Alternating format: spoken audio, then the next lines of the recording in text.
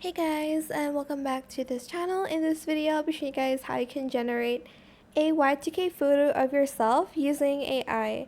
Super duper cute. I want to do this photo shoot in real life actually.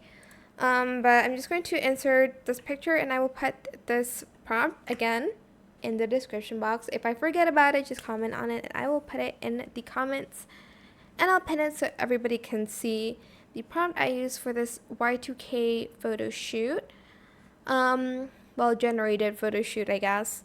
But this is what the picture will look like at the end. It's super cute. I love it so much. I don't know. I might decorate my room like this, but I don't know. I change aesthetics every like 5 seconds or so.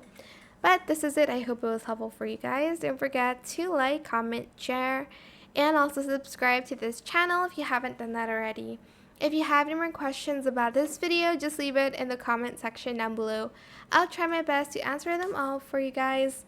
And if you found this video helpful, please click the thanks button as well.